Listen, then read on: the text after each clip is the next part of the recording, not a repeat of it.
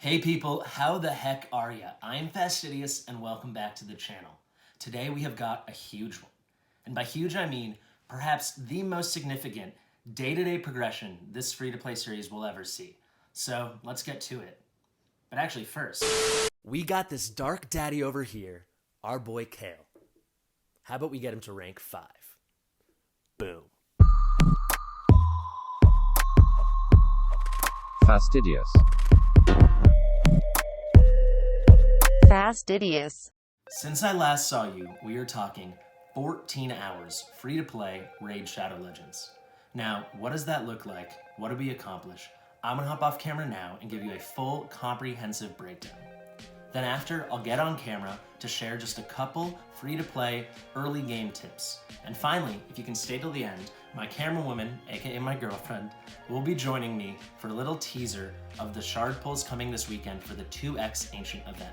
All right, let's jump in. All right, so when I left you guys yesterday, we were at level 19, and we had something like 671, I think, energy. Well over the energy cap. So we were in an inefficient state. We weren't totally leveled up. We had a lot of work to do. Well, if you look now, I just ticked up to 54 there. But if we look now, I'm at just 54 out of 91. So we're officially underneath the energy cap. We're gaining energy. You just saw it happen, going from 53 to 54. And we're in an efficient state. If you see here, if we click it, maybe obvious to some experienced players, but every 3 minutes we get another energy. This means we're getting 20 energy an hour, which is, we're gonna take whatever free kind of stuff we can possibly get. So this is an amazing situation to be in. So how did we get here?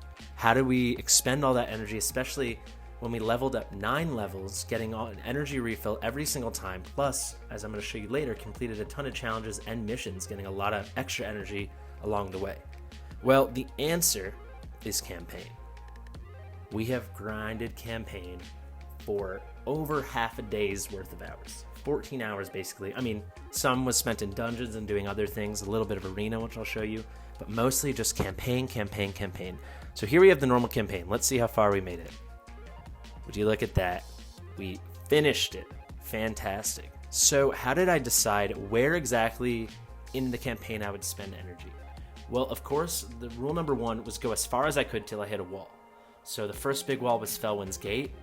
If you see here, there's a lot of Force heroes, these red heroes, which is troublesome for Kael, who's our best champion at this point. The next big one, I don't think again was until, I think it was maybe halfway through Godfried's Crossing. Yeah, somewhere around here when the Rosins come out. And then after that, we were good to go. So when we weren't doing that grind, what were we doing? Well, I will show you something in here. I was first and foremost letting highest potential progression guide me. So I was, like I said, going through normal campaign. Whenever I hit a wall, reevaluate, see where I could spend some energy. So that was path number 1. Once we hit those walls, the next thing to do was to go to the challenges, specifically these artifact challenges. If you see here, I'm at a whole different stage now, where now they want us to be getting 4-star or higher gauntlets with HP. That's something way down the road. That's from when we're on not even just hard, but probably brutal campaign will be the best time to do that. However, we had a few that were, farm Sewers of Arnok specifically for, I think it was attack percentage gauntlets, attack percentage chest piece, attack percentage boots. That took something like 300 or 400 energy. So that really got us rolling. And that whole time, we were leveling up tons and tons of food to the point where we could really level up Kael. I mean, I'll explain this more later, but we've got him rocking and rolling, ascended to 3, level 48. A ton of other little helper champions, but a lot of food too. A lot of that food's been eaten. But just really trying to find an efficient way to grind along and get that energy out of there. So if you notice, let me go back to champions. Anyone, when you start the game, after you finish Karok Castle, the first stage, the one with all the life artifacts, your first reward for the first time beating that boss, beating Lord Chamfort, is getting a War Priest. If you notice, I don't have a War Priest anymore. So this was a big first decision, which I would recommend to anyone. Basically, I'm treating any rare champion, any base 3-star champion, as food, unless they're one that I know will not only be immediately viable in my account now, but more viable into the mid game. So early to mid game. So if you see right now, It might not look like it, but there are actually only 3 rare champions I'm putting any effort into at all. Kael, obviously. I'll talk a ton about him later. This is our MVP right now. You know, he hits hard. He has some utility with his poisons and so on. He's our campaign farmer. We're going to use him basically everywhere in the game for at least several weeks, if not several months. Then we have Warmaiden, who I will absolutely get into very shortly. Sorry that it's buffering here. And finally, Spirithost. However, you'll see some other rare champions. We have Skullsworn, we have Berserker. That's basically it because I've eaten everything else. However, these are just going to be more and more food. The only other 2 champions I've put effort into, whether you can tell or not, are these 2 uncommons, Outrider and Shieldguard. So why? Well, there are 2 reasons. One is easy to explain. They have pretty good utility, and they fit well into like a base team to help my Kael and eventually my Warmaiden, who I've just started working on, get chugging along. So they're both a different affinity. They're both spirit. So whenever we come across those force mobs that Warmaiden will just be neutral to, but more specifically our Bruiser Kael will actually be weak to, they can, clean up a bit of that mess. But also, they are farmable from a specific stage in the campaign that actually Warmaiden's farmable too. So let me go back. Excuse me again. Let me go back and show you in the campaign how farming champions works and what I did to spend my time after I got through those annoying Sewers of Arnok artifact challenges.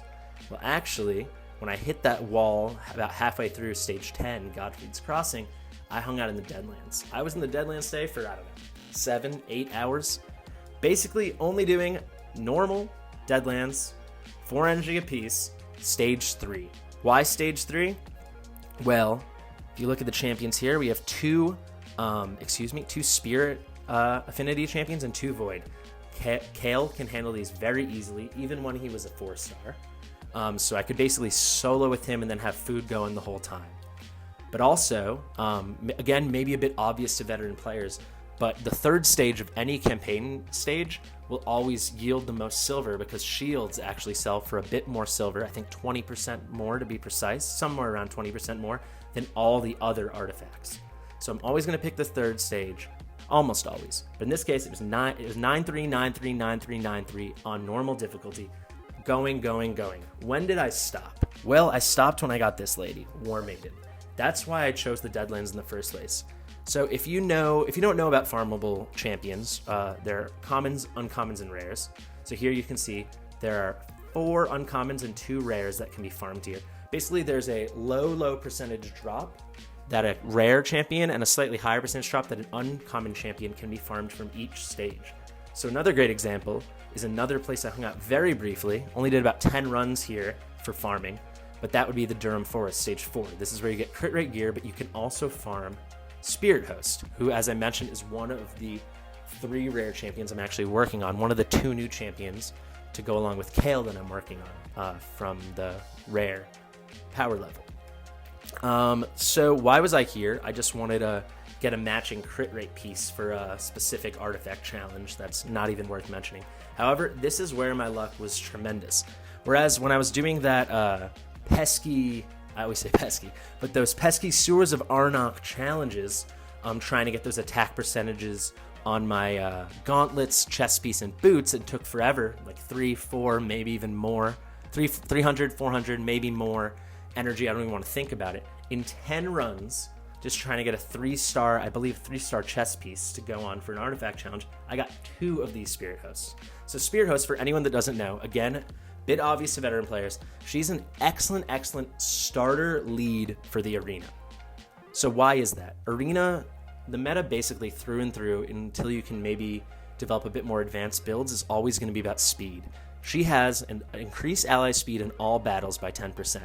So all battles in arena obviously is a battle, so that's included. So this is a speed lead. Speed leads are huge, especially early on, because a lot of early players don't know this. So that 10% can make a huge difference, and a lot of teams are basically going to be running their starter champions, so a Kael, an Aethel, and a Lane, whatever, as their nuker. If they go before you, you might just die. But if you get this extra 10%, you're going to start winning arena battles pretty quickly, especially with a decent composition. And she lets my Kael go first, and I've been winning a few battles. On top of that, she's got a great A2 which mine still needs to be ascended, but it gives an increased attack to all allies of 50%. That can be enough alone, even without other debuffs on your enemies, to just wipe an entire team in the arena, especially early on. And then she also has a little bit of utility outside of the arena with this cleanse. This, even into the late game, can be super useful for faction wars for Dark Elves. But anyway, moving on. So this is how you can get some certain farmable champions. So here's very, very lucky. 2 Spirit Hosts and 10 runs. That's definitely well under percentage chance of that happening. So super lucky. However, it took me, at least 100, 200 runs. Countless energy. That's got to be more than 100, 200 now that I think about it. Maybe even 200, 300. 200 to 300 runs to finally get my Warmaiden. However, when I was building, when I was deciding which supplemental champions to invest in, I just said, you know what? I'm going in the Deadlands. If you actually look here, there's a few usable champions, specifically the 2 uncommons I mentioned. We have Shield Guard, and we have, is it Outlander? Outrider, excuse me. Both super useful, both useful in terms of affinity and their kits. I won't get into it too much now, but Shield Guard only has 2 moves, plus a really cool passive where every turn he will take a debuff off of himself. However, it's really all about the fact that he's based on defense, so you know he can sustain well. His A1 has a decreased speed, which is great for bosses, and his A2 is an AoE where he gains... Here, let me just show you his A2, actually. It's an AoE attack where for every critical hit, he gains 20%. So if you take him in, to a big dungeon fight where you're facing 5 enemies and you fill him all the way with crit, that could give him a full another turn. Or, moreover, in Spider, you're almost guaranteed an extra turn back-to-back because of all those little spiderlings running around. But also, anyone who's a fan of Hell Hades, I'll link his video. It came out either last night or this morning, talking about AoE damage multipliers. But Outlander is Outrider, I keep calling him Outlander, is another great ad because he, I believe, is the highest AoE damage dealer of any uncommon. So you might be thinking, Fastidious, why do you care about these uncommon champions? Why don't you just stick with all these rares? We saw you have a Berserker, why not do him? He's got an AoE attack. Well, because uncommon champions, especially early on, are super duper easy to build. Because instead of having to take skill tomes, like a rare skill tome, to level up their skills, we can just use copies of them, which I can get from farming this stage over and over. I'll pop out into my roster right away, and you'll see I've already got skill ups into both of these uncommon champions I've invested in. If we go into Shield Guard, you'll see I've already gotten 2 extra copies of him, so I've got his A1 and his A2 up a level. And then if we pop over to Outrider, I actually have 2 as well, but he's got 3 moves instead of 2 like Shield Guard. You see the A1's got an extra move and the A2. So this is fantastic. Also, quick aside, but might as well do it while we're here. Yeah, Kael is rocking and rolling. He is rank 5, thrilled about that, but almost level 50, level 48. And I saved all these rare skill tomes. And as you see, fully booked A1, fully booked A2, and I was waiting to do it with you guys. Here's the A3. Let's book that. Fantastic. We now have a fully booked Kael, and as you see here, we still have 2 leftover rare skill tomes. How is that? Well, it's because I've been focusing on these missions and challenges. So this is a great way to transition to the next thing. So just to recap, campaign, we just leveled, got our food going, only focused on those Deadlands champions. We got 2 of them, of the Deadlands champions. We've gotten Outrider and we've gotten Warmaiden up to rank 4. Kael's already rank 5. That was enough to just send us cruising through all of the all of the normal campaign. And if you even look, maybe guess really quickly before I click, how far do you think we got in hard? Not just stuck at the beginning. We're on stage 4 already in the Durham Forest. And I only stopped here. We only stopped here because I ran out of energy. So tomorrow you should expect it to be a lot further. So yeah, once getting over those first initial hurdles, once Kael is up and running at rank 5 towards level 50, he's really already a beast. Of course, rank 6 is the big goal, but it's gonna take a lot longer than some of you might think. It's gonna take at least 8 to 10 days, if not closer to 2 weeks, I would say. But anyway, that's a kind of a bit of review on campaign. But let's move over to the challenges. So how did I get all those rare skill tomes? Every time you complete a full rack of all these mini challenges and you complete a whole part, you're going to get a reward. So if you see here, once I do the arena, I think I only have 2 left. I'm not rushing through this because the next part 2 of the arena is all about silver. And for anyone that's familiar with arena, the step up from bronze to silver is tremendous, and that's going to take a while to really succeed there. But once we finish, part 1.5 and part 1.7, we're going to get another rare skill tome. And if you look here, I'm already on part 3 of the champion challenges, and if I'm not mistaken, part 1 and 2 both gave me rare skill tomes. Artifacts, I did the first one. I'm pretty sure that gave me a rare skill tome. And then dungeons, I think I actually got a ancient shard. But these are really important. You want those resources early on. You want those little rewards. This is how you get a free-to-play account up and running on the absolute best foot. Also, very similar to challenges, we've got missions. The only difference with missions is they go sequentially. You have to do them in a specific order. I actually, unfortunately, can't go back to show you everything I did. But yesterday, I think I was only at mission 3 or 4. We're at mission 54 now.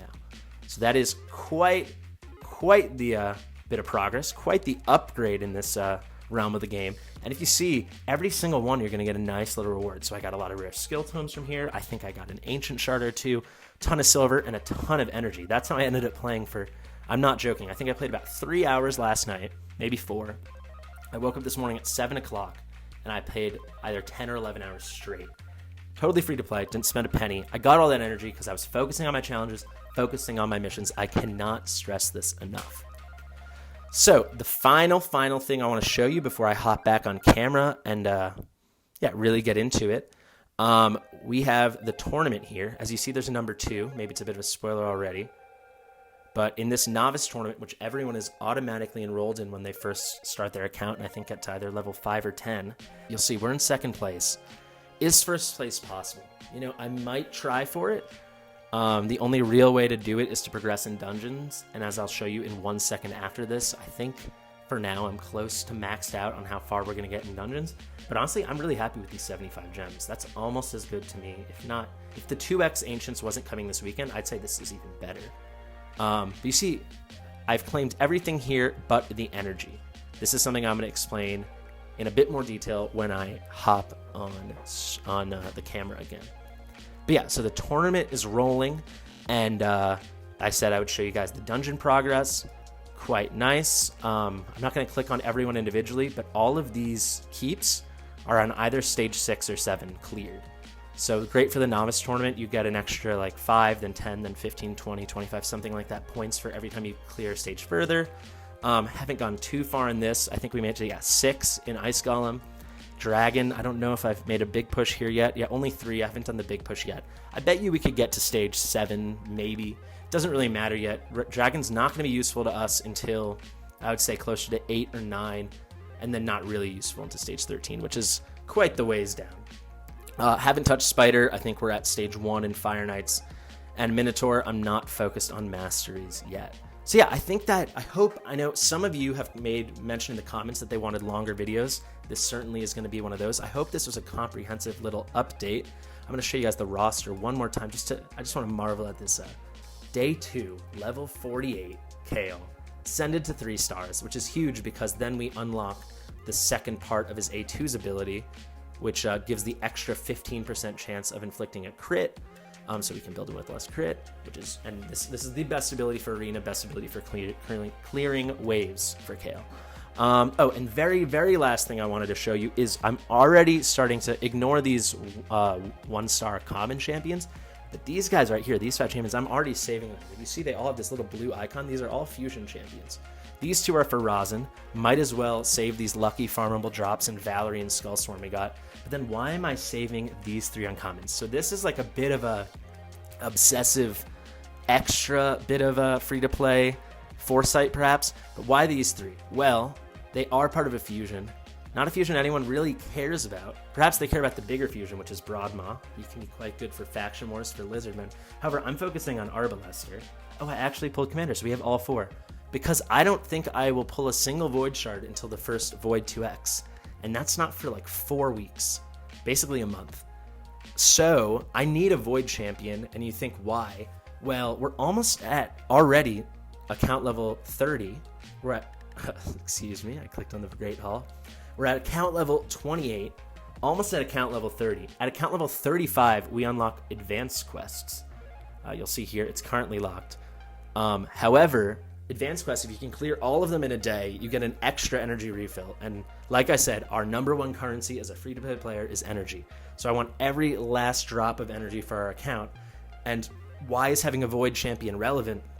Well, occasionally it cycles through different little arena challenges for one of the 9 or 10 they give you a day. And sometimes it will be clear a classic arena stage or clear a tag team arena stage with a team made up of every affinity. But if I don't pull a single Void shard, if we don't pull a single Void shard until the next 2 extra Voids, which I'm pretty sure is in like 28, 29 days, that will always be a loss and we'll always lose out on that final energy refill we could potentially gain. So thinking ahead, oh, here's Commander. I'll put her, need to move this guy out of the vault, put her in the vault. So now we actually have the full Arbalester fusion ready to go. When I'm particularly bored and we have a particular extra bit of energy one day, we will fuse that Arbalester and finally have that Void champion ahead of time, if and when those advanced quests come along. All right, before we wrap up and I share those last couple early game free-to-play tips, I thought it could be fun to do a classic arena battle together. The team's not much, but at least you can see what we're working with. So we're in pretty low bronze 2. Is there a winnable battle here? Let's see. This one definitely looks doable. Okay, we should have this. So we are starting to have the semblance of like a classic, speed defense down nuke team, like a standard low budget cleave. The way it should go is we have the great Spirit Hosts with the speed lead. So we got the 10% there. So we want to go first, and we want Spirit Host to be the fastest, do attack up. Then we want Warmaiden to go, do the AoE defense down. And then we have our 2 nukers, of course Kael, he's in everything, and then the new guy Outrider to maybe finish up the job, do mop-up duty. However, we don't have the right gear yet, the speed tune is all off. Even though it should go Spirit Host, Warmaiden, and nukers, it's actually going to be Kael first. But I think with this team, we should still be able to beat him. Let's see how we do. If it ever loads. Okay, perfect. Do we go first? We do. Thank you, Spirit Host with the speed lead. As I said, unfortunately, the speed tune's off. Kael goes first. Let's do the A2 nuke. Ooh, 2 down already. So hopefully we want a big hit on the lane here with Warmaiden on the AoE defense down. Not such a great hit, but at least she landed the debuff. As you see here, it's the small defense down. I only have her at Ascension 2. Once we get Ascension 3, that's when her A3 will be finally powered up to be the 50%, the big version of defense down. There's the A2, didn't work. This should comfortably end it with Kael's A3. Cool, that's a win. Great. All right, so a pretty straightforward tip for building your campaign farmer, who almost certainly will be your starter champion, but if not, might be someone like a shield guard, or if you're lucky, maybe Soulbond Boyer or Bellower, whatever else. However, you'll see here, I have my Kael, and you'll see if you look at his gear, you have 4 pieces that seem for a day 2 account to make a lot of sense. We have 2 4-star epic pieces, maybe even that seems pretty good for my account. Then you have a 4-star rare piece, and then you have this 3-star epic gauntlets. If you look at these 2 pieces here, they're these pretty middling 2-star common random pieces I farmed up in stage 8. So why do I have them in this? Well, like I said, very straightforward, but your campaign farmer is basically going to be soloing every stage of the campaign, or at least the stage of the campaign you want to be farming through, using him or her in. So they're going to need self-sustain, unless they're very overpowered in terms of attack. Early on, that won't be the case. So how do you get sustain easily? The answer is lifesteal. So lifesteal is going to heal by 30% of the damage dealt. So someone like Kael, that's huge. So why did I do this so fast? Well, 2 reasons. 1, I wanted that sustain, but 2, through your starter login rewards the first week from the one with the picture of Shaman, the orc, you're gonna get the first 6 days, you get a different 4-star epic lifesteal piece. And we already know predetermined what these main sets are, and they're good. They're like made to be put on a campaign farmer. So if we look here in Kael, these came as speed boots. That wasn't random, you're gonna get speed boots. The chest, that's attack. And I already know tomorrow, the gauntlets, those are gonna be crit rate. So this is exactly the kind of basic primary stats you're gonna need in lifesteal to build a great campaign farmer. So that's your straightforward, easier tip.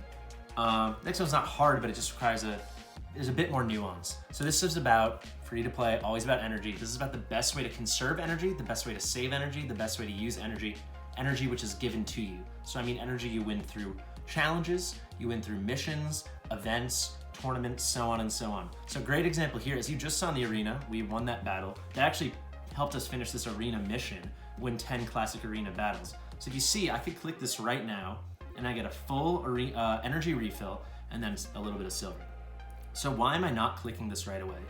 Well, I'm at 84 energy right now. So for one, if I did this, I would be 81. So I would be, let me do some quick maths. I'd be at 175 energy out of 91. So that'd be a lot to lose.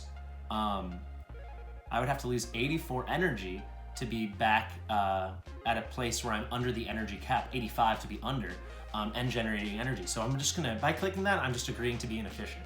Moreover, I think there are two kinds of energy. There's variable energy and fixed energy. So by variable energy, I mean energy refills. This varies because depending on your level, that will change the energy cap. So my energy cap at level 28 is gonna be very different than at level 60, which is the point where variable and fixed become the same, because that's when your energy cap stays put. Up until level 60 for your account, the energy cap will always be rising.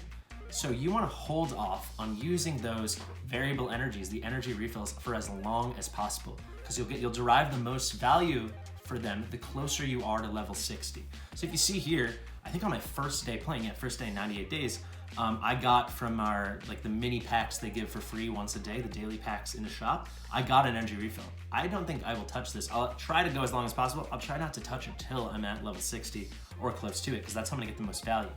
It could be the difference between 30, 40 energy, which as a dirty free to play, that's what you need.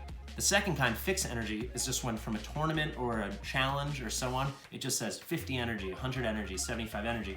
Perfect example of that can be seen here in the events. My loading is taking a while today. Here we go. Okay, if I go into this artifact enhancement event, you'll see the first reward I got, it only took 100 points. 100 points for artifact enhancement is not much. There's 50 energy. Why am I not clicking this? Well, right now there aren't any events, tournaments that I really need energy for, so I don't need to start gobbling that all up yet. What I'm gonna do is whenever this event expires in 5 hours, 12 minutes, that will go to my mailbox, my inbox, and it will sit there for six days. So I can wait until the perfect time the next 6 days to cash in that energy, whether it be like an event I'm really excited about, a tournament, or so on. So basically, you want to manage all these things. Here's another great example. In the novice tournament right now, I'm in second place. I think it's the first reward. Yeah, if you notice, I've claimed every reward but one. If it ever loads, you'll see that one reward is there you go, a free energy refill. I'm not gonna use that. I want that to go to my inbox, because I can wait 6 days once the tournament ends. 6 days from now, I'm gonna be, I hope, a lot higher than level 28. So my energy cap is gonna be over 100, it's gonna be 105, 110. So I'm gonna be getting an extra 14, 19 energy, something like that. And it might not seem like much, but that really adds up. And that gets you a lot more energy, which is, as I'm gonna always say in this series, the biggest currency we get, the biggest thing we have to manage as a free-to-play. All right, guys, thank you so much for watching. Thank you to my camera women. Are you excited to pull shards in a day or two? I'm very excited. She's thrilled. Yeah, thank you guys so much for watching. I know this was a long one. A couple of you asked for it, so be careful what you wish for. I'll see you in the next one.